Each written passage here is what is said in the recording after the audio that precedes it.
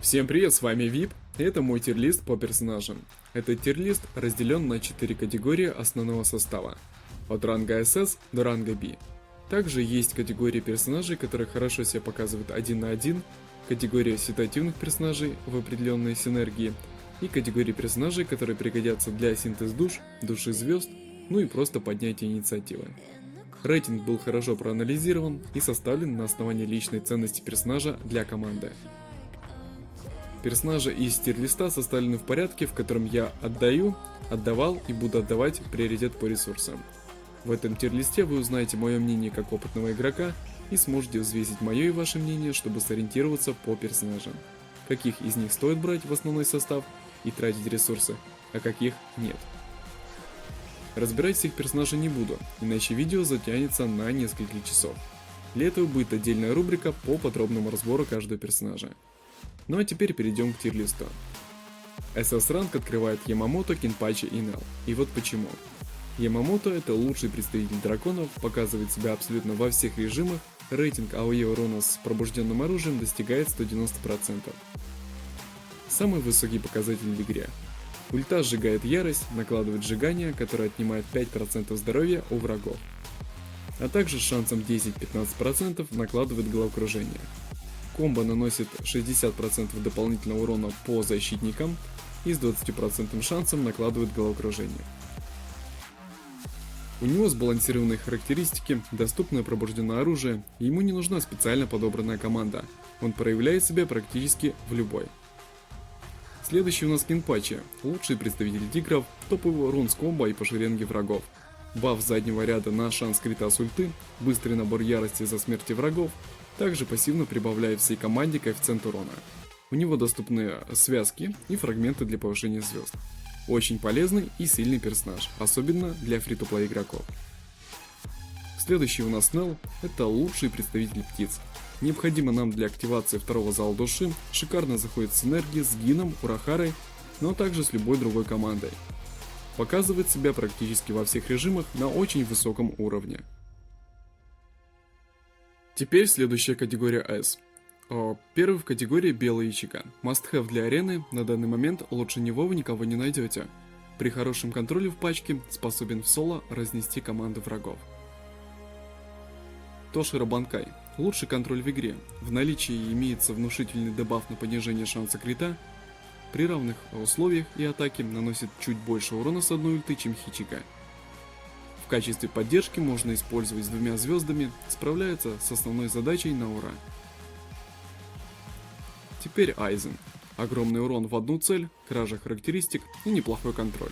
В среднем за полгода игры собирается без доната за эмблемой отряда. Кинсей. Лучший представитель танков на данный момент. Имеется встроенный антикрит и безумный шанс блокировать удар.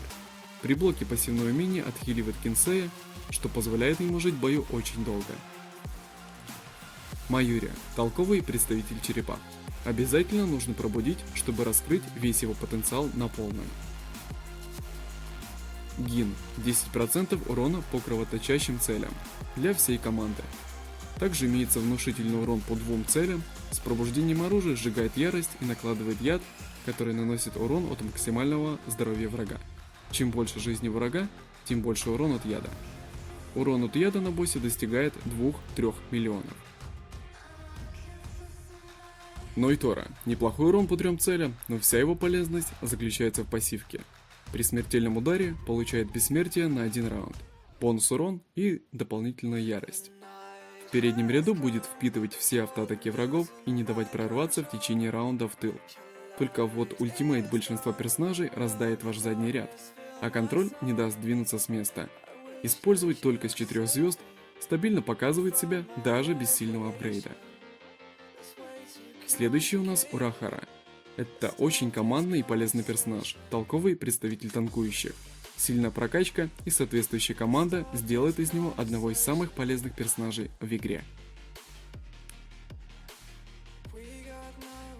Зангетсу. Сжигание ярости, плюс 12% урона ультимы всей команды.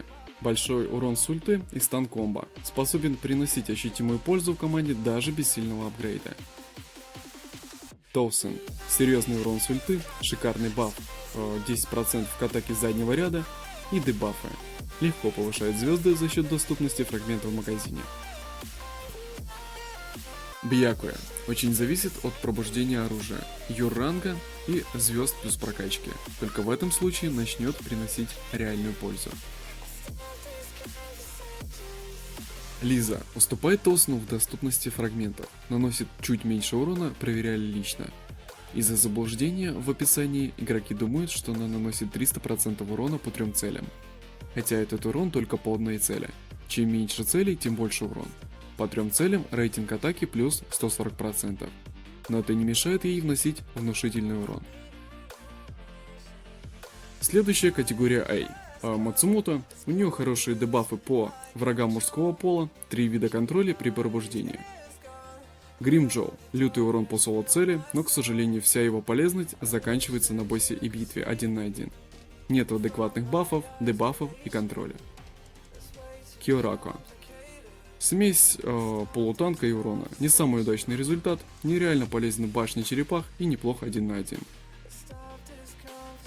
Рюкин. По скиллам довольно-таки стабильный урон и шикарный баф от ульты.